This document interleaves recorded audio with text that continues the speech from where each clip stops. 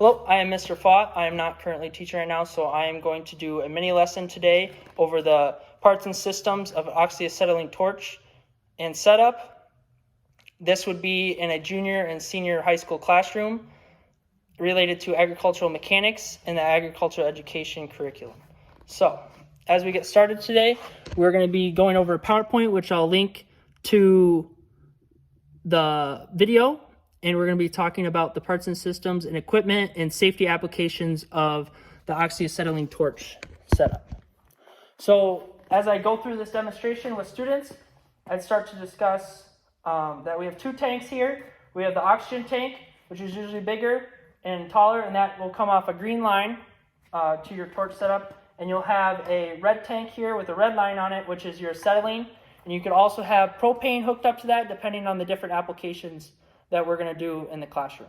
So here in our classroom, we would have 2 at minimum, depending on the resources that we have available and what is present in our classroom. We might have up to 5 to 8 torch setups, depending on how much shop work we're actually going to do. So as we move forward, we already have gone over our safety protocols and our shop cleanliness and our day-to-day getting prepared for class in the shop, and then also our cleaning applications that are after class. So we would measure how much time we'd have, 5-10 minutes, depending what kind of, if we're welding that day, woodworking, or if we're doing torch cutting, as it's seen here. So as we go through, we have a couple different tools that we use our oxygen setup. You'd have your 2 tanks, which are placed on a cart on wheels, so it's easily transportable around the classroom. And we talk about moving the tanks onto the cart if we ever need to change one out, if it got empty or we had a malfunction with one. Here in my hand, we have our cutting torch. So these are interchangeable. So if you spin this off, just like a bolt, you could change these out and it comes off. And you could also put on, we also have rosebud tips. These ones are not made for cutting. These ones are just for heating steel if you want to expand something or loosen something that is rusted or corroded. So those just pop on and there's seals in there.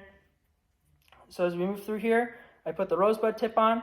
You'd have your red line come through off your acetylene or your propane, and then your green line is your oxygen. So you have both your lines, and there's valves on those, so you can turn those on and off as needed, depending on what kind of cutting you're going to do in the classroom. So those are our 2 cutting tips that we have.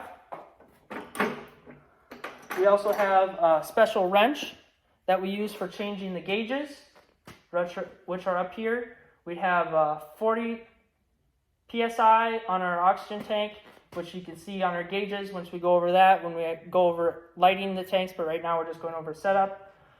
Your acetylene would be at 10 psi. This wrench is for taking on and off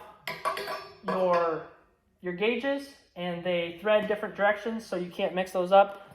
This one will thread clockwise, and your acetylene will thread counterclockwise, so you can't confuse the lines when you're actually cutting. So that's kind of a safety it's a safety preventer from actually mixing your hoses up. So as we go through, if we set up, we'd have some safety shields here as well for our PPE, which we have gone over. This is a shield that is used to protect splatter, such as steel that is melting and it shoots off the piece that you're cutting, and it has a tint to it as well, and it would go on your head, and it also prevents the ultraviolet rays from the torch tip from hurting your eyes. So we have those. And we also use ones like these, which this is a welding helmet, and it has an adjustable, so you can use different applications, because welding is a little more vigorous of a light versus the torch is not. So it has a solar panel on it and it charges, and each student will have one of those as well. Also PPE, you want to have long pants on, and you want to have closed-toe shoes on. So, and you want to have your hair tied back and no loose-fitting clothing, such as frays or anything that has holes in it, because we don't want to have any issues with fire or catching ourselves on fire, and we just want to prevent those. So we're always going to be in our proper PPE when we come into the shop classroom. So As we go through, our last tool that we have related to the oxygen acetylene torch setup is we have a striker. And as I flick this, you can see there's a piece of flint that catches on a piece of steel there, and that's how we'd use to light our torch. We're going to hold it away from us, and we'd have the lighter out in front, and we'd light it, and we'd go over that our next class period. But for now, we just went over the torch and theory setup of oxyacetylene tanks, and we go into actually lighting the torch and going through safety protocols and actually cutting some steel over the next couple weeks. So that is our oxyacetylene torch theory and setup today. Thank you.